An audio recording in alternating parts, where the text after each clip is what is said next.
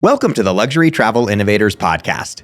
I'm your host, Adam Deflorian, founder and CEO of AZDS. Let's take off.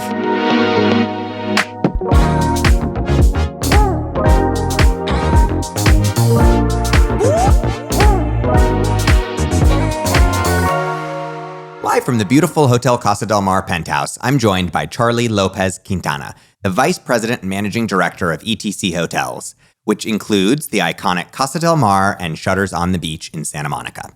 Hospitality runs in his blood, and he began his career working in his family restaurant in Spain. We talk about the differences between owner and operator hospitality, what makes these hotels so unique, and how ETC Hotels responded to the Palisades fire earlier this year. Charlie, thank you so much for joining me here at Luxury Travel Innovators. I appreciate it. Thank you for having me. It's very exciting. Good to see you always. Absolutely. Live from this beautiful penthouse at Casa del Mar. The most beautiful one. Yeah, and I was saying that this is, it's a very special hotel, and you were one of my very first customers, and I had my rehearsal dinner of my wedding at Shutters, and I spent my wedding night here, so this is a really special place. It's amazing to be back. Thank you. Thank you for the love, and keep coming back. I'm sure those memories keep coming back. It's not bad, right? I'm looking at the ocean. I have a better view. You have a view of myself. I have a view of you and the ocean, so that helps. It's looking very good out this window. And what's amazing too, I think, is that it feels so timeless. Like when we came in, Woody at the door recognized me. I haven't seen him in 3 years, and he gave me a big hug. And he's like, I come with the building. He actually does. I tell you, he, like many others, is an unbelievable asset to the hotel. And at the end of the day, the hotel is a building, right? And it's individuals like Woody that makes the difference. So. And you guys do it right, because it's hard to keep staff, and you keep an amazing amount of staff. You take care of them so well. I think it's perhaps the most wonderful thing about our company and the way employee culture becomes really the focus of everything, and the primary focus of everything is where everything starts. So it's a wonderful thing. It really is, and you don't see it that often, like I was saying, and it's so amazing because it brings that really warm feeling. So, we have employees now at Shutters retiring after 34 years of service, which is when the hotel opened, right, in 94. And they are still here. And I think it's that culture that creates this employee retention and this employee happiness that we have. Well, and your repeat guests that come back, right, they love it. They see familiar faces, and they get treated so well because everybody knows them. Absolutely. Make no mistake. That's the comment I hear the most from the guests is that I see the same face. They remember me. I don't want to even look at other hotels because I feel like at home. I'm coming back home. And I think that feeling that many companies talk about, home away from home, that is something that you want to recreate all the time. I really think our employees get it, and they do it effortless. So it's fantastic. Yeah, they really do. Well, we touched on it a little bit, but tell our listeners a little bit more about ETC Hotels. Definitely. So ETC stands by Edward Thomas Companies, and it's two brothers, Edward and Thomas Slatkin. They like to go for Eddie and Tommy, so we're going to go with Eddie and Tommy. But it's a third-generation hoteliers. They were born really in the hotel business. Their family own many different properties, but perhaps the most famous is the Beverly Hills Hotel. And then Tommy and Eddie both did on their teenager years work during the summertime, whether I was at the pool, whether I was at the concierge, a bell, and some weekends too. So they did that for many, many years. For different reasons, that hotel was sold in 1986, and it's when they decided, they were already on their adult years, and that's where they decided to start the company. So it comes to again third generation hotelier, and they both decided one day, hey, let's have our own company. And, many hotels have come and have gone. They were the first owners, founders of Westin Hotels. Together, that was a venture with Goldman Sachs, and then Barry Sternly came later on and eventually was sold to them. And many other properties have come, have gone, not necessarily all in the luxury space. A little bit of everything from upscale to upper upscale. However, these two hotels, Shutters on the Beach and Hotel Casa del Mar, they were opened by them and never left their hands. And they look at these two hotels definitely as their pride and joy. And they have an immense love for these two hotels. You can see it, like we were talking about at the beginning of the show. It's just, you can see the love and the upkeep, and that not only is the same staff here, but nothing feels tired. Everything feels as current as possible, which is unique and lovely, you know? Look, it's not easy, but that is direction that they will not, they are very clear when they tell me the hotels cannot look tired. And even in tough economic moments, they are very, very clear in how they want the hotels to look. Amazing. Can you give our listeners a little bit more on your background? I know, you came up in hospitality through Ritz-Carlton.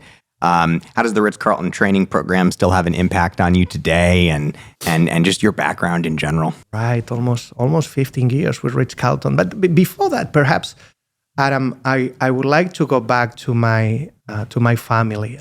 My grandma was a chef owner of a restaurant in the north of Spain.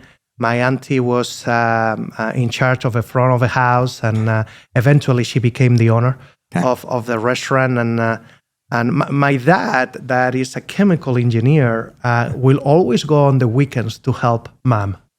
Right? When we used to live in the north of Spain, eventually we moved to Barcelona, 6 hours away, so it wasn't as easy. But every time you will see my dad go and be a server. This chemical engineer, high-level executive, and he just loves it because that's how he was born, right? And my grandpa, I was very little when he passed, but he had the bar on the bottom floor, and then the restaurant was on the ground floor, and then they had a private dining room on let's say the second floor or first floor, however you want to look at it. And then they had 4 rooms too. They had 4 rooms.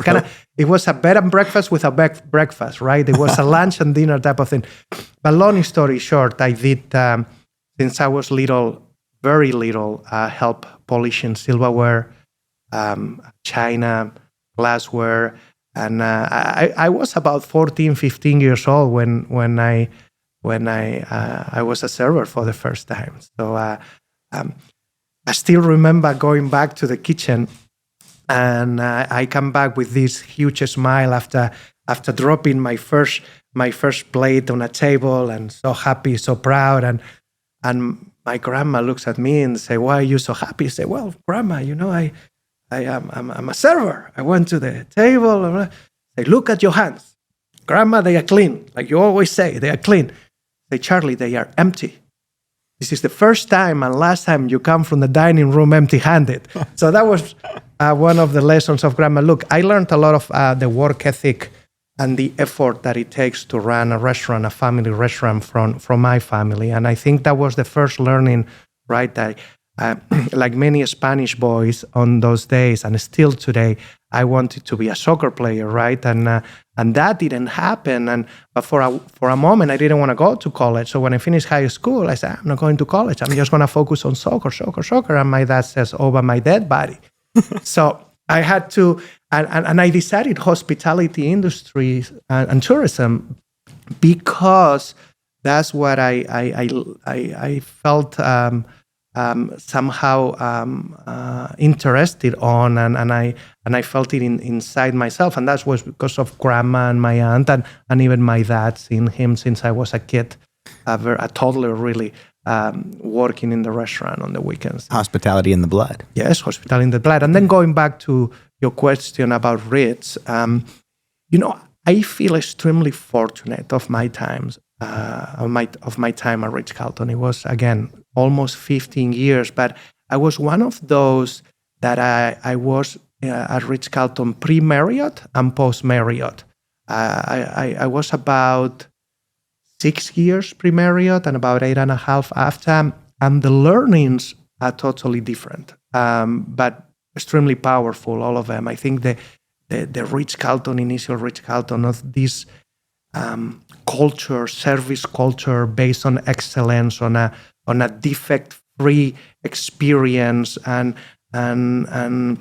you will never think of compromising service. I was always at the top and the focus of everybody. So those rich days, and I'm sure you have heard this many times from ex Ritz-Carlton people or Ritz-Carlton people of those days, that the blue is in our veins, and it certainly is, right? Then Marriott came along. I was on those days, and I studied in Barcelona, my hometown, where I studied hoteliers as a valet, bellman, doorman, bell captain, and then I moved to Dubai to open Dubai in '98, and it was about when I came to North America, 2001, to open Half Moon Bay, that Marriott, event. I think it took some of the shares and eventually bought out the company. And I think the learnings were different, but I think it rounded up my skills as a hotelier. Perhaps more focus on, from a quality standpoint, it was more about efficiency, about how to deliver still great service, but looking at every penny and understanding how to bring more profits for the owners. So look, again, I was extremely lucky to be in the pre-Marriott days, but also on the post-Marriott days, and the learnings were different, but extremely important, both of them. In Barcelona, was it at the Art? At the Ars Hotel. Yeah, Hotel right? Ars, yeah. Yeah. It's a beautiful property. Yes. Coming back to ETC, right? You're an owner and an operator, so different than Ritz in that respect. It brings a unique set of advantages. What are some of the advantages that you see being both an owner and an operator? Wow, how much time do we have? How much time as you like? We have a great view. Look, hotel companies and owner of hotels' interest, they usually don't mirror. And when they do, it's purely coincidental. You have a hotel company that has its mission and its vision and annual goals and 3-5-year goals and all that. And those don't align with what the owner expects from their asset. Hardly ever. It's complicated. Sometimes they do, but not always. We have one direction, and we all row in that direction. We have Eddie and Tommy, that they have a vision for these hotels and the company. And that vision is the same vision of the operator, which they have entrusted myself and the rest of my team to deliver on that direction, on that vision that they have. And that doesn't change. It evolves, but there is not someone coming one day, well, we're going to do this. That happens in the corporate world. In the corporate world, if you're lucky, there's going to be only one owner. Okay. If you're unlucky, the same asset may have 3-4 owners. Right. With 3-4 different visions or different ways to get to that vision, right? Excuse me. And then you have asset manager that wants to, sorry to be this bold, justify their existence because they have to justify their existence. And then you have your corporate telling you this, and then you are a GM or a director of rooms, director of food and beverage, and you try to put all that together in a puzzle that sometimes is a complicated puzzle, about 1,000 pieces. Yeah. And you try to row in many directions. So I'm not trying to be negative about the corporate world because it's not true. Having said that, I think for me is easier to listen to one vision, one direction. And look, there is sometimes when we talk capital projects and things like that we may have different opinions and we may see things a little different. But no, look, if I ever come back to the corporate world, I hope not. I hope I retire here because I'm extremely happy. But if I ever do, I think it will be an adjustment in many different ways. Even if I already know it, right? Because it will be an adjustment because here, and actually, going back to the employees that we were talking about, Woody and others before, I think the employee culture that we have aligns with the owner. That is the operator, and there is no really confusion. Yeah. So I think from that standpoint, I don't know if it was a long answer, but as a hotelier that I am, it makes it easier. Yeah. It certainly does. What's your ultimate goal for ETC Hotels personally? Like, what do you said you want to retire here? You love it here. You've done a lot. What do you have left? What do you see as the goal that you want to achieve for these properties? Right. I think continue improving in the metrics that are important to us. I mean, like many other companies, there are employee satisfaction, guest satisfaction, and owner satisfaction, right? And then we try to elevate gear every year, our scores and how we're doing. So, to continue keeping a workforce that is proud of working here, that comes to work every day with a smile, that they love what they do, that translates into a guest, like you were saying before, that feels at home when they come because it's the same faces, well-trained individuals that are authentic, that nothing comes as a robot, if you would. So that eventually takes you to profits. And totally, make no mistake, we are not different than any other hotel companies. We want to make more money every year. I think it's the way we believe we're going to make more money that makes us special. That everything starts with that employee satisfaction. And from there, everything really falls like a domino, right? It falls really like the river flows, really in an organized, controlled way. Totally. Makes sense. We talked a little at the beginning about how unique these properties are from a design perspective. Everything's so meticulously designed. You've had phenomenal interior designers come through both properties and put their mark on them. How do you describe to travel advisors and guests the design concept and sort of feeling of these properties, the vision for design of these properties? Mm-hmm. Look, both Eddie and Tommy are extremely invested in the design of the hotels. Is more than a hobby to them. It's a passion.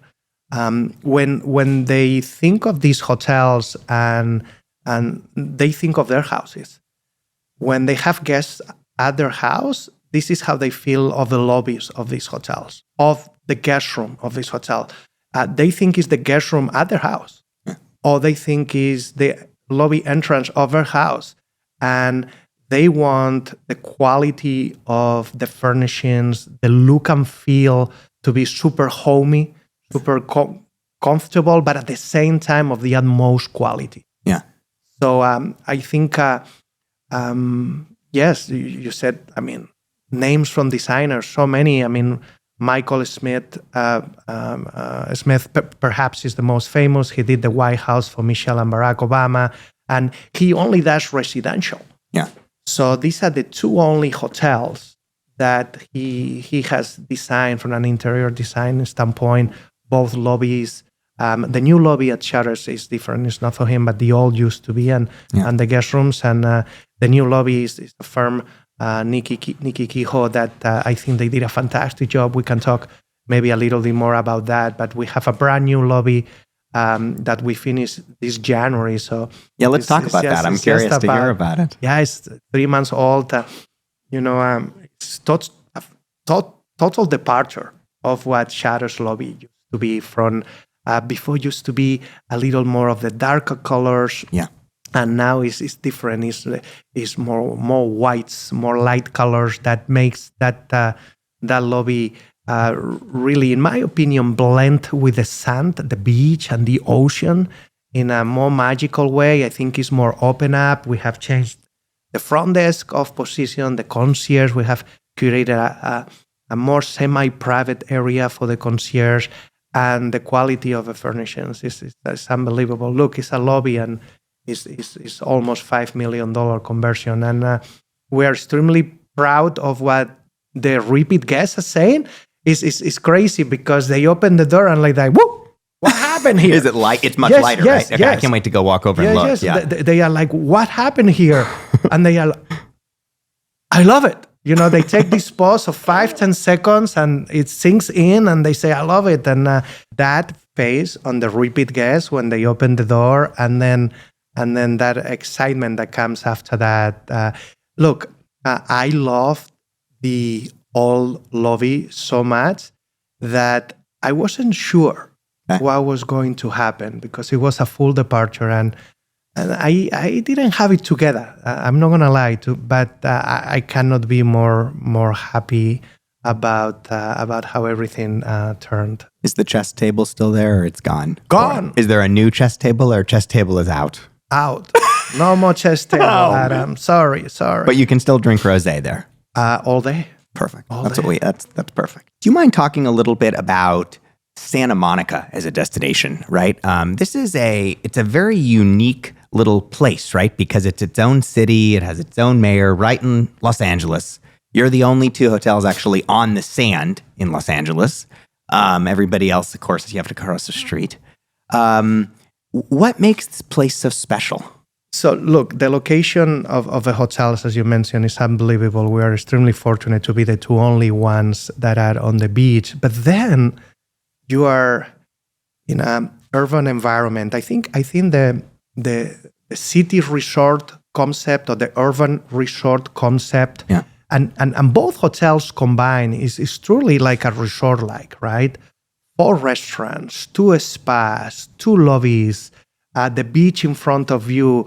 As a guest, by the way, whether you are staying at Hotel Casa del Mar or you are staying at Shutters on the beach, you can go to the other hotel and charge to your room. You don't need to take your wallet, your credit card, cash, anything. So it does feel like you are in a resort because of all the variety of options that you have. And then you have Santa Monica. So to answer the question about the destination, I think we are in this small city but mighty urban environment. The restaurant scene of Santa Monica has nothing to envy to anybody. I mean, we have unbelievable restaurants and the beautiful thing is that most of them, they are chef-owned restaurants. That's great. And the pride and the joy and the effort that they put in their product is unbelievable. Then we have museums. We have, not far away, the Getty Villa. And then everything that LA has to offer and Southern California, we are literally 0.4 miles for the 10 freeway. Yeah. The end of the 10 freeway, the end of Route 66, right? That Santa Monica is known for. Look, we have the unbelievable pier that is certainly an attraction and attracts perhaps international traveler more than domestic, but is the whole city that has so much to offer. Parks. Palisade Parks on the top of the cliff on the beach is unbelievable. On Ocean Avenue, Third Street Promenade, Santa Monica Place. There is so much to have fun and to explore. And I think that's the advantage, perhaps, that an urban resort like us have versus a resort in a destination that perhaps is the resort and you check in one day and 7 days after you check out, right, and you didn't go anywhere. Right, you ate on property, exactly, every meal, and there is nothing wrong with that. But I think if you look at a complete experience, and I think you hear this everywhere, it's about experiences. Well, I think a city like Santa Monica gives us that advantage because it's a complete experience. Yeah, you can relax, you can go to the beach, but also there is so much to do beyond the beach. Yeah. That is magical, in my opinion. Yeah, so for those advisors planning on behalf of their guests for this summer, right? I mean, what a perfect place to come, right? You have the beach, you have that escape, that vacation escape with perfect weather, but you also have the city. I mean, you have these amazing restaurants to go and wander to. You have fantastic bars. You have amazing museums and activities. So it's this whole experience, right, that you just couldn't get at a resort. Yeah, they say Mexico is the whole enchilada. Enchilada. You certainly do have everything here in the city, and then beyond of what we just talked about is the business community of the city. I mean, Santa Monica is known as being a Silicon Beach, right? And the amount of tech companies that are in our city is beyond belief. Yep. And I think that gives so much to offer to this city that every visitor gets 2, 3, 4 experiences for the price of one, truly. And for those of our listeners that heard about the devastating Palisade fires, I mean, it didn't impact the properties. It's not. How would you say, if anybody's concerned about that in terms of coming to visit here because of that? What would you say? I don't know what fires you're talking about. Kidding aside, look, it was it was very complicated moments, days. As you mentioned, there was no damage in Santa Monica at all. No, forget about the 2 hotels. Santa Monica as a city didn't have anything burned. Thank God for that. Now, Palisades is close enough that it made it very, very scary. And I tell you, perhaps one of the most rewarding moments of my career has been January and February. And both hotels had a lot of evacuees from the fires, some of them for over 3 months. The way we connected, the staff connected with them, the way the lobbies became their family room. Yeah.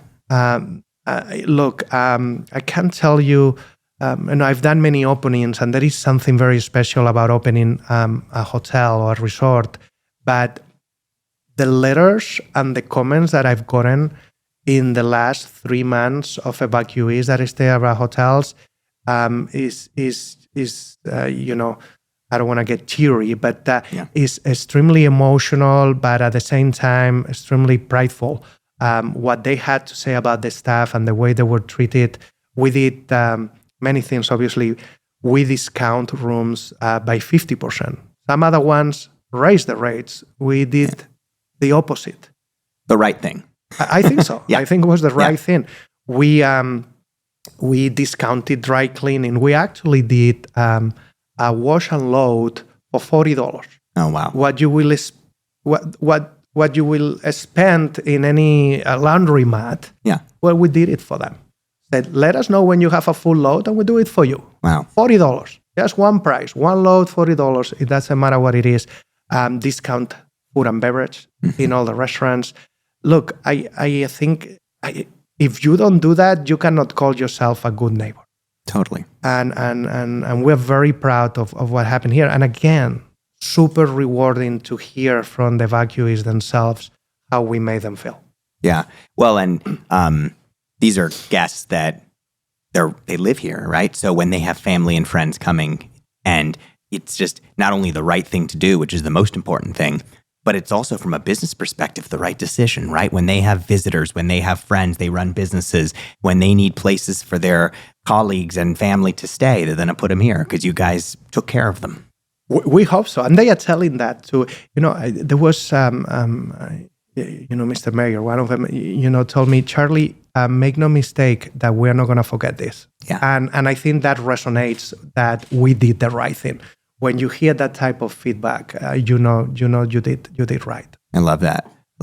Tell us a little bit about the F&B. You just mentioned it. So what's the F&B between the 2 properties? Right. So we have 2 restaurants and a lounge. The living room at Shutters. We have Coast. We have One Pico, and we have the living room lobby lounge. Different. Coast is a 3-meal restaurant. Is a beloved restaurant by the community for many, many years. It's rare the Saturday, Sunday, we don't do 900, 1,000 covers all day. So a very popular space. Then you have One Pico that is more of a signature dining. We don't like to call it fine dining. It's more signature dining, elevated but approachable. at the same time. We open for dinner, and then we do brunch Saturdays and Sundays. And then the living room opens at 10 a.m. every day until midnight, 1 a.m., whatever the time it is. And I think that really completes the food and beverage offering at Shadows on the Beach. Obviously, we have the pool service. We have a pool menu. Obviously, we have room service 24 hours. But from a restaurant standpoint, we have that. Then here at Hotel Casa del Mar, we have Terrazza restaurant, which is the 3-meal breakfast, lunch, and dinner with a very elevated offering during the 3-meal service. And then we have the lounge next to it. And in my opinion, the best bar in West LA, no question. You have the best views of the ocean, and you truly can find any spirit. And we can do any cocktail that you may want. Love that bar. It's not rare to see me at the end of the day there. So I'm not going to tell you how many drinks I have, but it's not rare to see me there. Look, sometimes with clients, it's a way that I use to connect, to engage with the guests. I go and sit. Usually I look for that single individual, and then, and I just engage, introduce myself, tell them who I am, and you'll be surprised how much you learn talking to the customer through a glass of wine or a cocktail. And then, within the lounge, Casa also has the cabanas, private cabanas that you can reserve that are very special as well. Both hotels have live music every day, and then I think that is something that is almost from the past to have live music, and we take it very seriously. We think it's always fun, and it's a way to support also upcoming local artists that are great. Either they're great playing the piano, the guitar, or great singers, or some of them compose their own songs. So it's good to support that. And being in a creative community like Santa Monica and LA in general, you have such great talent. No question. You give them a stage. It's funny, for our listeners, your predecessor, Klaus, I used to see him at the bar at the end of the day as well in Casa del Mar. Well, he told me the good things. He used to be my boss, as you very well know. I was the general manager at Hotel Casa del Mar, then Shadows on the Beach. And, Klaus told me the best secret is to go to the bar, Charlie, go to the bar. Kidding aside. Seriously, it's worth I think when you think of old school hoteliers, there are a lot of things that are getting lost in translation that are extremely powerful. And to go to your outlets, to experience them, to go to the bar and talk to the customers. For whatever reason, new hoteliers don't do it, a lot of them. But for me, it's key to understand and to see and to experience as a guest everything that you offer.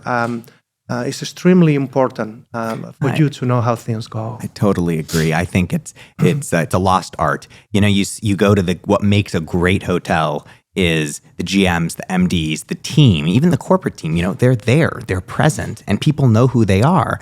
And you go to some hotels, right, and you never see the GM. You not once. You could be there for a week at a resort. At some of these resorts, he doesn't introduce himself once. He's just sitting in the office, and that's just that's not, in my opinion, that's not a hotelier. I just think you have to be present.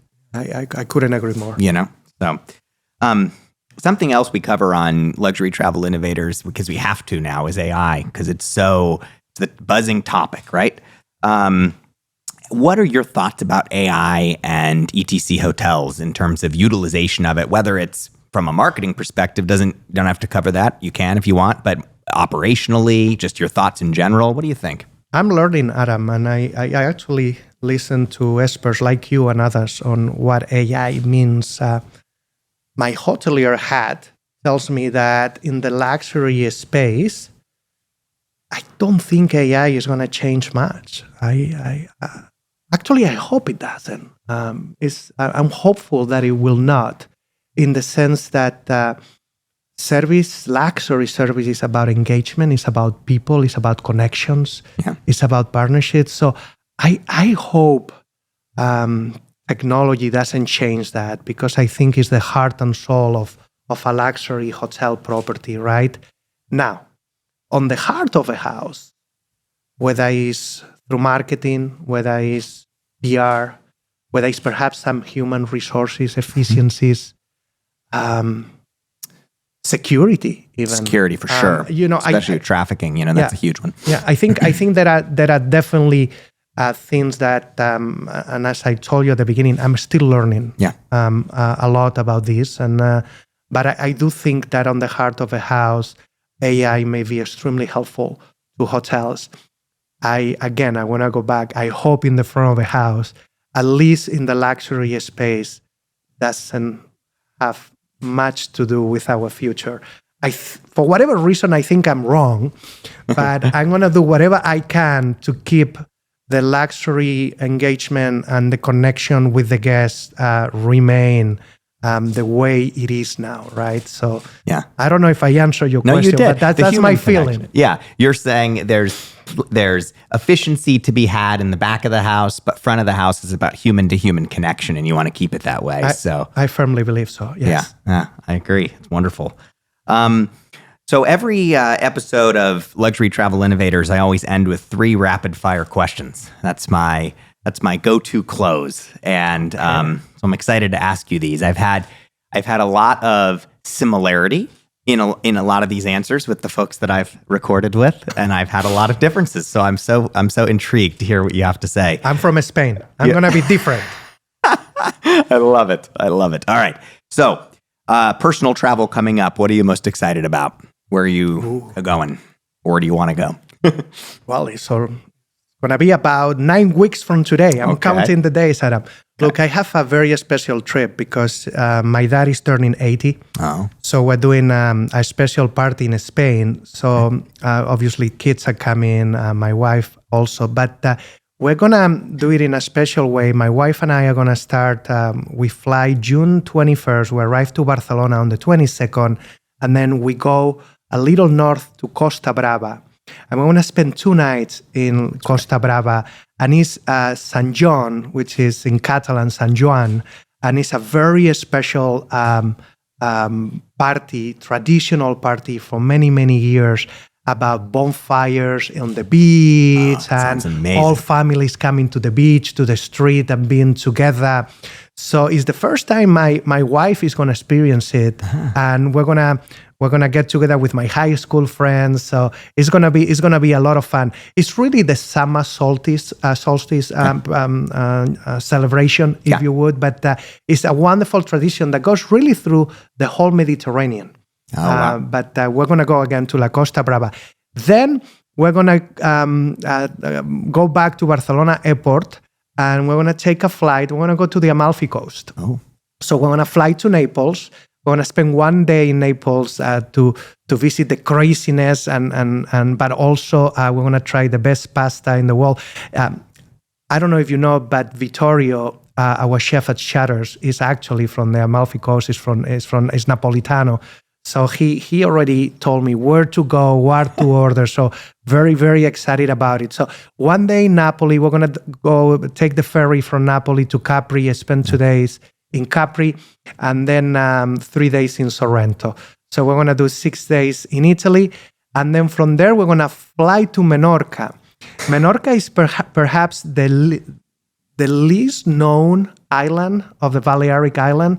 You have Mallorca, you have Ibiza, you have Formentera, and then Menorca is the most northern island of all, and it's not very developed, and it's a wonderful little island. So we're going to be 4 days there again with my high school friends. So that's going to be so much fun.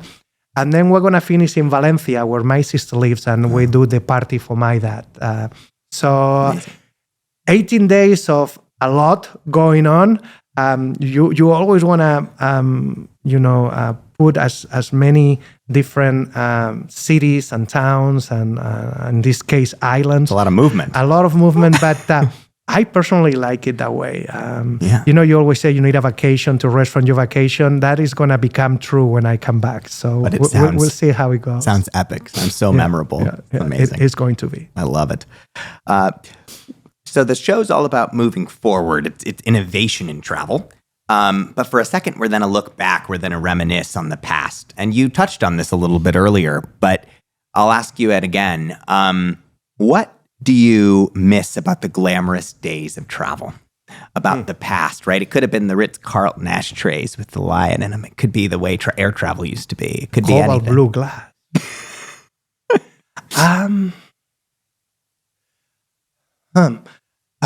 Look, I think vacationing before was, in my opinion, more special than now. Like, I don't think we vacation as much back on the day. So I think as an individual, when you will go on vacation, you were so, back to your first question, right?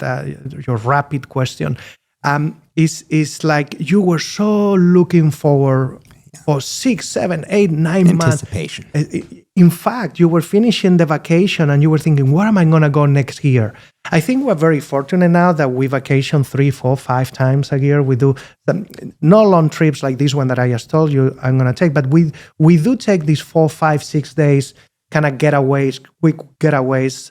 And perhaps because of that, travel is not, for some people, not all, as special, as glamorous as before.